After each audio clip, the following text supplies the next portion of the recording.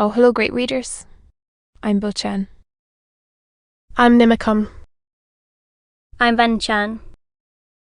In this class, I'll read all of you a part of Ulysses, Bess, L. Ulysses, James Joyce. Job 15, Sec 13. He said that he had seen from the gods my pilus globes as I sat in a box of the Theatre Royal at a command performance of La Cigale. I deeply inflamed him. He said he made improper overtures to me to misconduct myself at 4:30 p.m. on the following Thursday, dancing time. He offered to send me through the poster work of fiction by Monsieur Paul de Gucht, entitled The Girl with the Three Pairs of Stays. Mrs. Billingham in cap and silk and eye mantle, apt up to the nose, steps out of her brougham and skins three tortoise-shell quizzing glasses which she takes from inside her huge opossum muff, also to me. S. I believe it is the same objectionable person, because he closed my carriage door outside Sir Thornley Stoker's one sleety day during the cold snap of February 983, when even the grid of the Worcester pipe and the bathtub in my bath cistern were frozen. Subsequently he enclosed the bloom of a dull waistcoat on the heights, as he said, in my honour. I had it examined by a botanical expert and elicited the information that it was a bosom of the homegrown potato plant purloined from a first case of the model farm. Mrs. Heilvertenberry shim on him. The Suts and Nora GMUFFINS screaming, "Stop thief!" Her other, the beard. 3 cheers for Aikimo. Second watch produces handcuffs. Here are the Darbies. Mrs. Billingham, he addressed me in several handwritings with fuss and compliments as a venison. Fears an alleged profound pity for my first-born coachman Pummer, while in the same breath he expressed himself as envious of his ear flaps and fleecy sheepskins and of his fortunate proximity to my person, when standing behind my chair wearing my livery and the armorial bearings of the Billingham, a scutch and garnished sables, a box-eyed coupe door.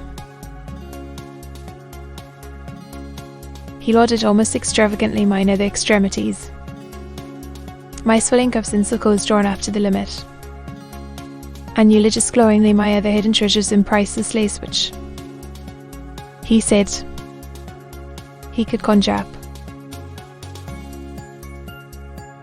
He urged me, stating that he felt it his mission in life to urge me to defile the marriage bed, to commit adultery at the earliest possible opportunity. The Honourable Mrs. Morvan TLBOYS in Amazon costume, hard hat, jackbutts cocked-proot, vermilion waistcoat, 1 musketeer gauntlets with braided drums, long train held up and hunting crop with which she strikes her weld constantly, also thine. Because he saw me on the polo ground of the Phoenix Park at the match, All Ireland versus the rest of Ireland. My eyes, I know, shone divinely as I watched Captain Sluggard Denny of the Enniskillings win the final chucker on his darling Cub Centaur.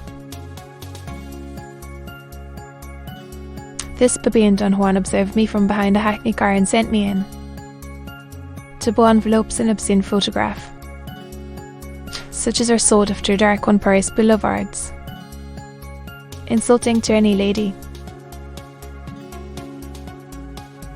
I have a still. It represents a partially nude Sirito, frail and lovely his wife, as he solemnly assured me, taken by him from nature, practicing illicit intercourse with a muscular toro, evidently a blackguard.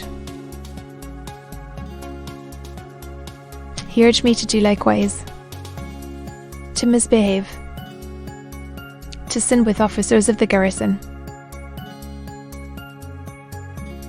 He implored me to soil his letter in an unspeakable manner, to chastise him as he richly deserves, to bestride and ride him, to give him a most vicious horse-yoping. Mrs. Billingham, me too. Mrs. Yilverdenbury, me too.